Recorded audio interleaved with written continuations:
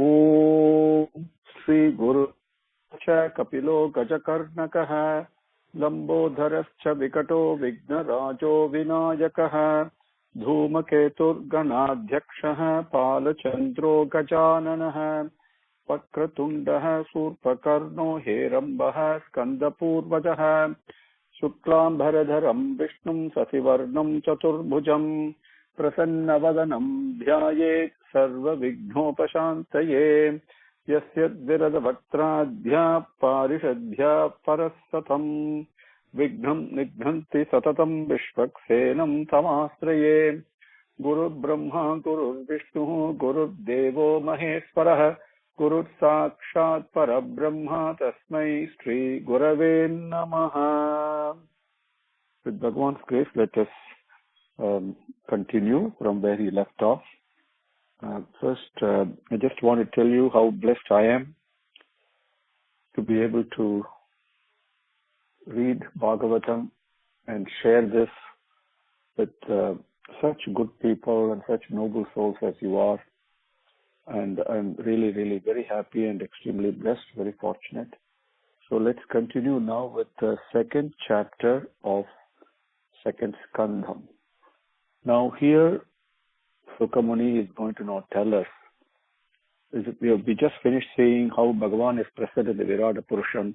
Virata Purusham is just a name. What it means is that everything that we see in the outside world, what we consider to be outside world, everything, there is not a single exception to this, please remember, is a form of Bhagavan, is one part of Bhagavan's body. That's all it is. It is really nothing more than that. So anything and everything, whatever appeals to us individually, and whether it's attractive or repelling, it really doesn't matter. Whatever it is, we can see Bhagavan in that. If we tell our mind to look for Bhagavan in that, then Bhagavan will appear, will manifest himself. Now, to be able to do this, to tell our mind to look to Bhagavan, to Manmana Bhava, Bhagavan has taught that in Bhagavad Gita, as you all know.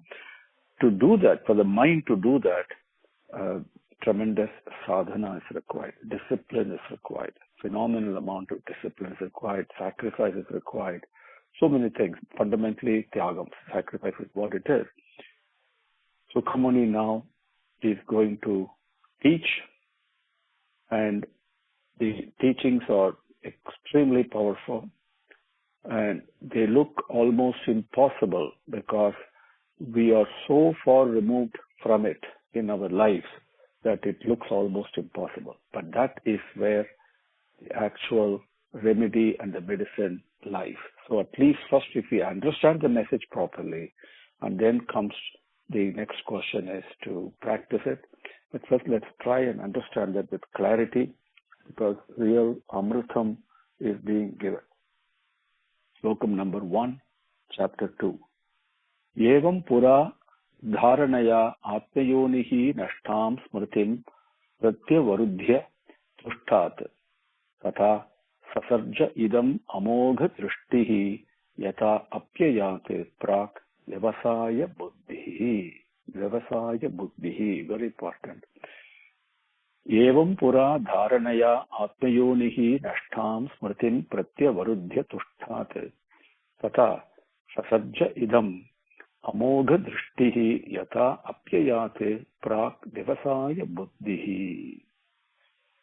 Evam, thus, pura, once upon a time, early on, atmayonihi Brahma dharanaya, he did concentration, the dharana that Sukamuni described about, and all over, when Bhagavan came from the Nabhi and looked all around, there was nothing there. So he didn't know what to do. And he didn't know what his job was. What is this? Then he concentrated, that is tapas. He concentrated, focused, and smaranam on the Parabrahman. Then that's what dharanaya, he focused on that, did the concentration. And doing that, smritim nashtam, we all are in the same boat as Brahma was. same, is exactly the same teaching that Bhagavan gives in Bhagavad Gita after he teaches Arjuna, and he asked him, have you got your memory back? Is what he's asking. So we all have lost our memory. Smritin Nashtam, the Brahma who had lost his memory, he did not remember who he was. Pratyavarudhya, he regained it, he recovered it because he did dharana. Tushtat, tushtat, it's a beautiful word. Tushtam means bliss. We say santushtam and all that, right? And tushtam is a thing that comes, the bliss, the happiness, the joy, the anandam that comes from contentment. When there is no want, when there is no desire, how happy we are. That moment, that is tushtam. And tushtat is nothing but the repository, the place where this bliss is always there. That is Bhagavan. So tushtat dharanaya atmayonihi brahma nashtam smritim pratyavarudhya. He recovered it. He regained it. Tatha, afterwards, idam amogha drishtihi. Idam amogha drishtihi.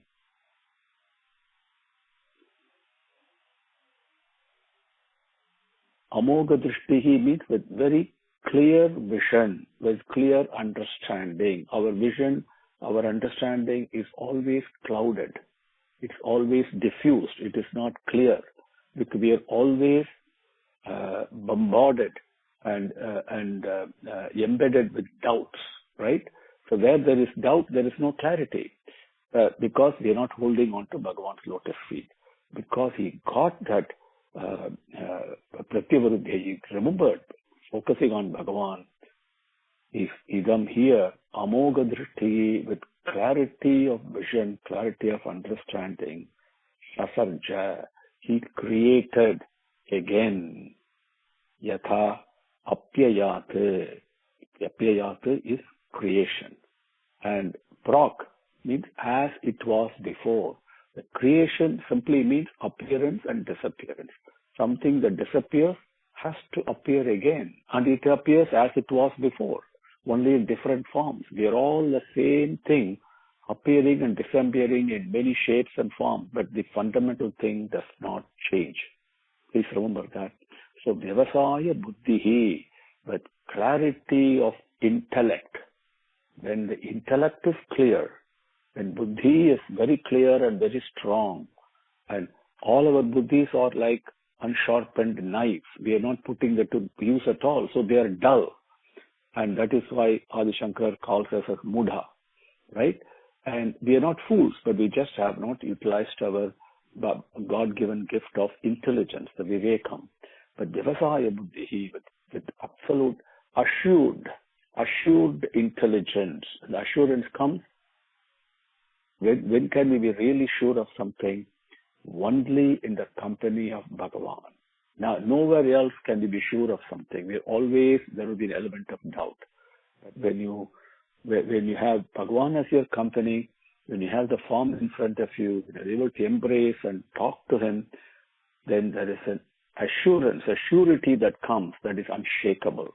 With that intellect, Brahma, that he regained his memory, he created again as things were before. Evam pura dharanaya atmayonihi nashtam smritim pratyavarudhya tushtat tata sasarja idam amogha drishtihi yata apyayate prak vyavasaya buddhihi. Number 2. Sabdasya hi brahmana yesha panta yat namabihi dhyayati dhira partaihi paribhramam tatra na vidyate arthan maya maye vasanaya sayanaha. Sabdasya hi brahmana yesha panta yat namabihi dhyayati dhira partaihi. Dhira, dhihi apartaihi. That is a better way of breaking it up. Dhihi apartaihi.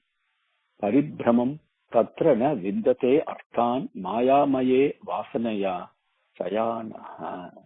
It's exactly what is happening to us today. That is what Shukamuni cautions, and that's what's happening to us. What does he say? Sabdasya he certainly, Sabdasya, of the sound of the Vedas, Brahmana, of the Vedas. When somebody recites Vedam, we feel enchanted because it is so beautiful.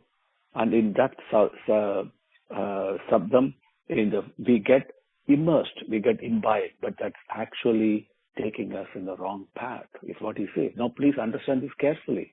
Our whole life, how to lead our life, everything is based upon Vedas.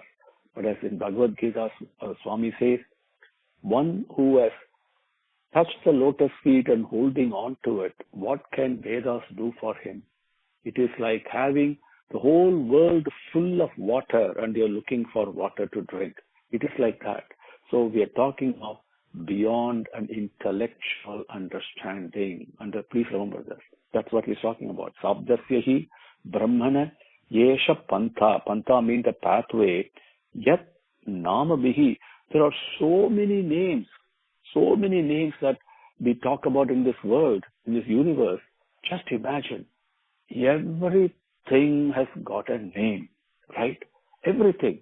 In all these crisscrossing of names and plethora of names and never ending, and we delude ourselves at moving away from the true entity, because the Vedas talk about this creation and the various names associated with that. Dhyayati, when you focus on these various names, there's so many of them, infinite variety that come and go and come and go. We give each one a name. Dhyayati, when we focus only on that, Dihi Apartaihi.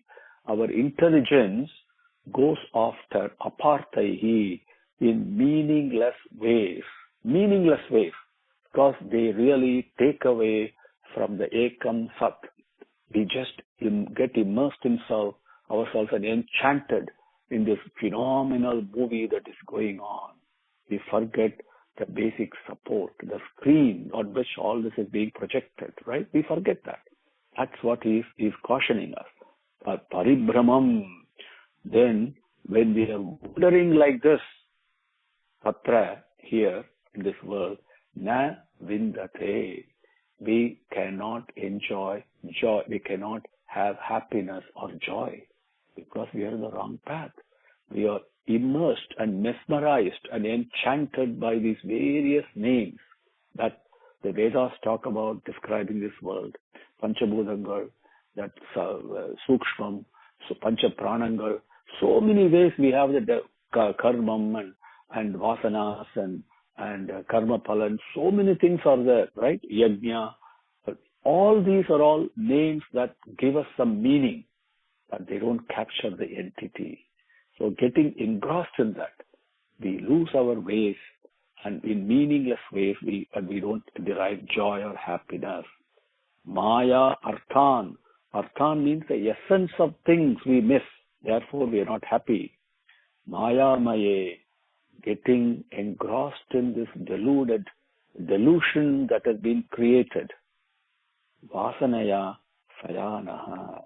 All the tendencies that gives us as a result of our engagement to the wrong thing. Sayanaha. We just sleep. Sleep means we remain ignorant. Sleep is something when you're not aware of happenings. So Sayanaha, we are all in sleep only. Whereas a true yogi is the only one who is awake.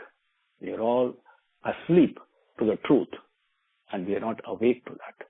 So Maya Maye, Vasanaya, Sayanaha. This is like a hammer stroke that Shukamuni is giving us.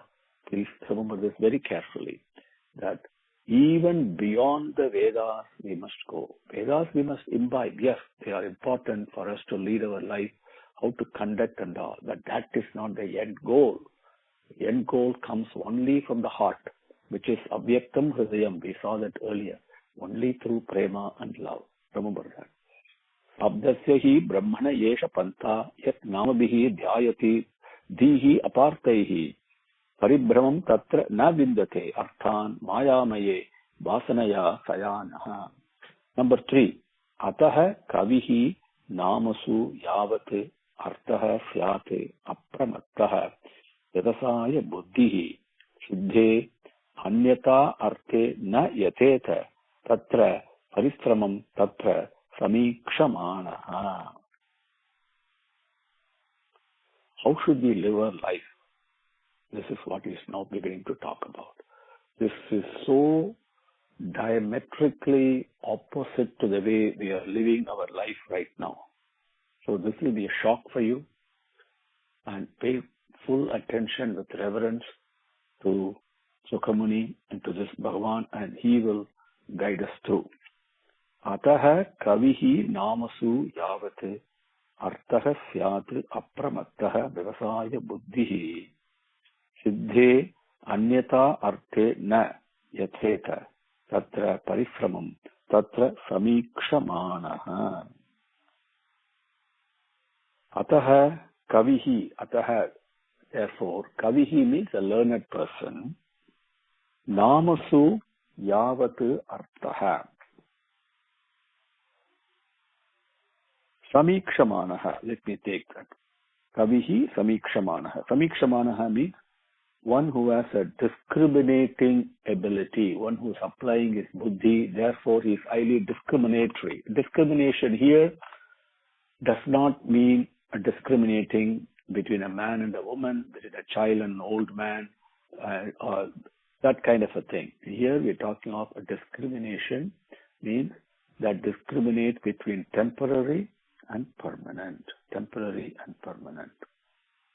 One who has got that kind of an approach, whatever happens, these are all passing clouds, they are temporary, but where is the permanence in this? What am I holding on to? That buddhi, that approach in life, one who has got that, samikshamanaha kavihi, namasu yavate, the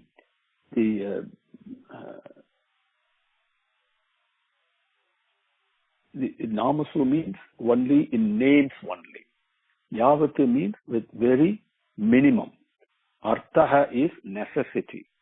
So, syat, he must live like that. What does it mean? A man who has got a sharp discriminating ability, separating always the temporary and the permanent in anything and everything that happens. Okay? Everything in our life that we hold on to is temporary. What is good today may become bad tomorrow, which means what is beneficial today may turn out to be something else. What we like today, we may dislike it tomorrow. So things like that happen all the time. And we know what this is true, but we must look beyond that. The changeless among all the changes.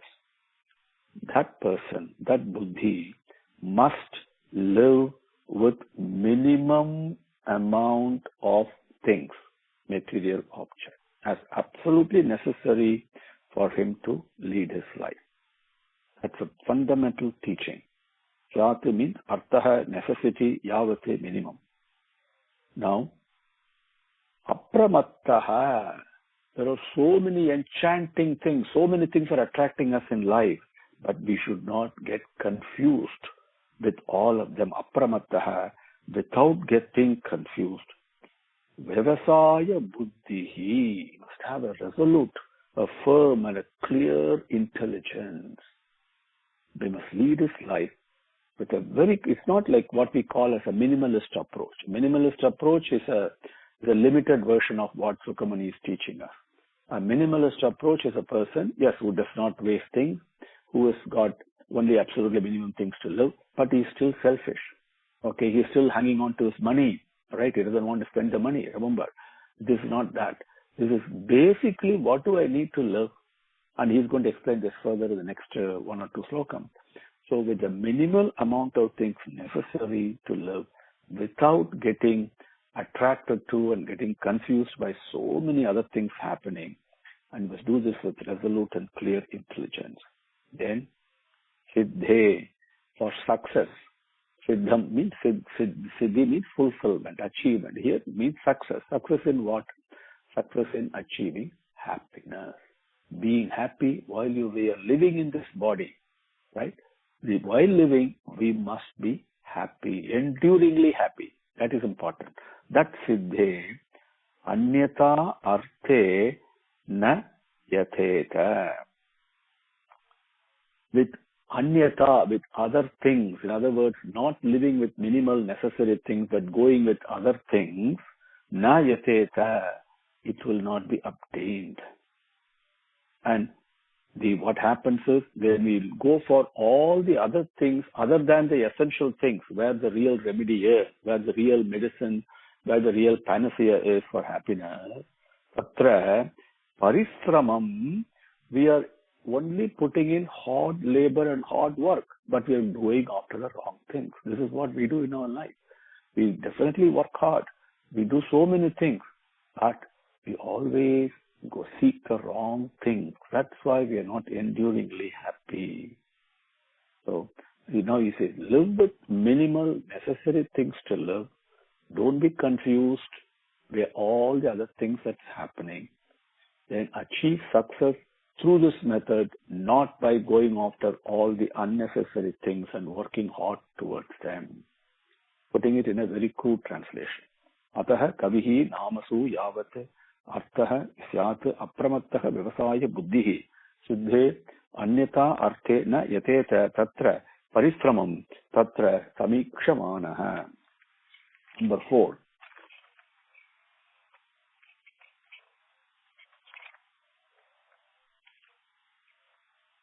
Satyam kshitau kim kashipoho prayasaihi bahau sasiddhehi upabharhanaihi kim sati anjalau kim purudha anna patraya dik valkala adau sati kim dukulaihi.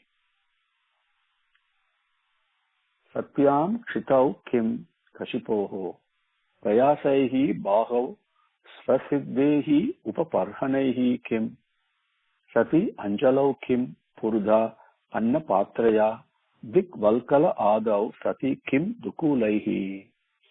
Now he is describing, this is the fundamental truth he is describing. This is where our way of life is so different that we may even be shocked that we are getting this kind of a teaching. But when you look at this, understand it, you will only agree with the simple truth and the fundamental truth of what Bhagavan Sukamani is teaching us. Satyam, possessing, having. Kshitau, Mother Earth, the surface of the earth. We see the ground, what we call as the ground of earth. Kashipoho means bed and cots, the bed that we normally lie on. Kim, why do I need other beds and cots? So, when I have the Mother Earth, possessing this, having this Mother Earth with the ground that it is offering me, why do I need other beds and cots? That's the question. Beautiful. Sasiddhe prayasaihi bahau. The prayasaihi bahau swasiddhehi upabharhanaihi kim, to the next one. Bahau, having my shoulder, having my hands. Prayasaihi, using my hand. When I can use my hand, swasiddhe, with my own self-effort, which is also self-sufficient for me. Upabharhanaihi kim, why do I need pillows to lie down on? Think about it. In younger days, I have slept even now, so sometimes I do that. Just use your hand and then that's your pillow for you. Why do I need other pillows? I don't need. See how Sukamani is teaching us. Prayasaihi bahu sasiddhe, that is self-sufficient. When it is there, when you have your hands, upaparhanaihi kim, why do I need pillows? Sati anjalau kim purudha. Sati, having, possessing, the satyam, possessing. Anjalau, my palms. Okay. Then purudha anna Annapatraya, the different varieties. Annapatraya, the pots and pans that we have, the plates that we have to eat and all that, right, to drink. Why do I need, when I have my palms, why do I need another vessel or plate to eat? I can use my hand. Ati, Sati, Anjalau, Kim, Purudha, Annapatraya, Dik, Valkala, Adau, Sati, Kim, Dukulaihi. Dik means when the open space is available. Okay. Then in the open space, Valkala Adau, the garments, clothes made out of tree barks of trees. When I have Sati, when possessing, so many trees are there, so many barks in the trees are there, and they offer clothes. Dukulaihi means clothes. When I have in the open space so many trees and the garments that I can get from the bark of the tree, why do I need additional clothes? Is what he's asking. Lying down to sleep. Next is food to sustain the body. Sleep is necessary for the body. Third is you have to cover the body out of propriety. Right? So this simple, everything is given by nature, is what he's saying. Satyam Kshitau Kim Kashipoho Prayasehi Bahau Prasiddhehi Upabhakanaihi Kim Sati Anjalau Kim Purudha Annapatraya Dik Valkala Adau Sati Kim Dukulaihi. Number 5. Shirani Kim Pati Nasanti Vishanti Bhiksham Na Eva Angriyaha Parabhrutaha Saritaha Api Asusyan Ruddhaha Guhaha Kim Ajitaha Avati Na Upasannan Kasmat Bhajanti Kavayaha Dhana Dhurmada Andhan. Very important teaching here. And we are doing exactly the opposite of what Bhagavan Sukamuni is teaching us. So let me share this with you and then we will close for today. Shirani Kim Pati Na Santi Vishanti Bhiksham Na Eva Angripaha Parabhrutaha Saritaha Api Asusyan Ruddhaha Guhaha Kim Ajitaha Avati Na Upasannan Kasmate Bhajanti Kavayaha Dhana Dhurmada Andhan. Shirani Kim Pati Na Santi. Shirani, in the pathways as you walk around, he's describing the pati, the roads, and the roads are Shirani Nasa, scattered with rags and torn pieces of clothes. He's asking. Then Vishanti Bhiksham Na Eva Angripaha Parabhrutaha. Parabhrutaha is a beautiful. This is how the whole nature lives, supporting others, a mutual support. Parabhrutaha, supporting others. Angripaha, the trees. Bhiksham Dishanti. Na Bhiksham the Dishanti. Don't the trees who are supporting others, like in our case, human being, the trees are supporting us for our life, don't they give us Bhiksham, our food, our sustenance, Dishanti, out of charity? Don't they offer this as charity?